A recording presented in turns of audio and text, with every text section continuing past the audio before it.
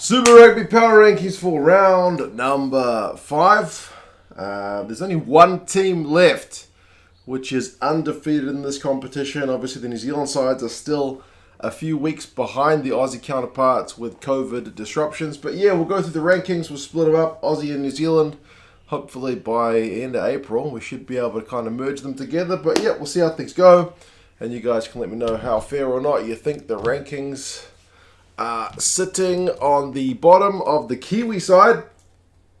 It's still the Highlanders because they didn't play last week with their game against Moana, Pasifika, essentially postponed with COVID cases with the Highlanders guys as well as the Blues and Hurricanes and Crusaders guys. So well, I don't know if every single team had it, but I know only one New Zealand game was played last week. So yeah, the Highlanders, they're winless, man, none from 4. They're at home to the Blues this week, assuming everything goes ahead according to plan. And, we'll see how they go in that one. But for the moment, none from 4 is only good enough for the bottom. And in a slightly worse position is the Melbourne Rebels, and they are none from 5.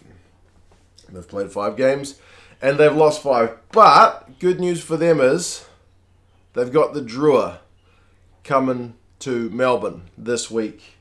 And that's essentially a must-win game, I reckon. If the Rebels can't win against the Drua at home, then I think you can probably write this season off. But maybe I'm being a bit dramatic.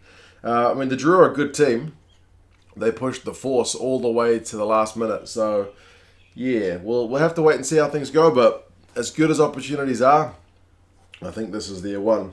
Back to the New Zealand side. In 5th, we've got it's Moana, Pasifika. They've only played 2 games, man. First one was a pretty good shift against the Crusaders, albeit a much changed Crusaders side. And then they were put to the sword by the Chiefs. That was a kind of unfortunate result. I'm struggling with how much to read into it, just because the Chiefs had a heap of disruption in their build-up, like 17 guys unavailable with injury and COVID. But Moana Pasifika's whole season has been disrupted in terms of them only playing 2 games in 5 rounds. So, yeah, it's really hard to kind of get a big read on where they're at. But they are playing the Hurricanes. So, I guess this will give us a better indication again. Obviously, Hurricanes will probably go in as massive favourites.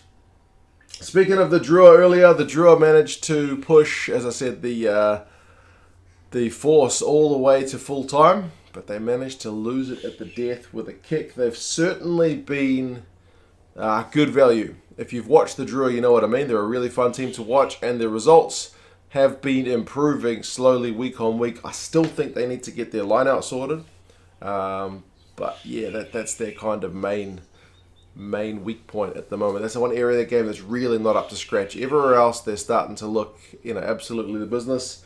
They're 1 from 4, as I mentioned, away to the Rebels, which suddenly becomes a pretty important job. Can you guys hear those birds? Those birds are loud as. 4th place on the New Zealand side, I've got the Hurricanes. They didn't do much wrong. They had the bye, so they're 2-1. It's a positive record. They've had two byes in a row now with games being called off. So what else can you say?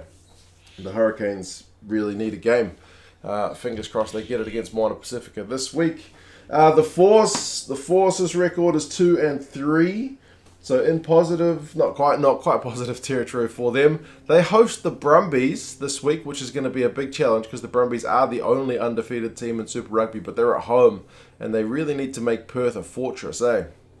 If they can really make that a hard place to go, then they'll be able to really challenge. But last time they were at home against the Reds, they were really they underperformed, eh? So we'll see how they go. It'll be another test of where they're at because, they managed to get the job done over the Drua, but only just. So far from kind of fully convinced, I guess. But I still do see progress and hope for the Force. The Blues are here in 3rd.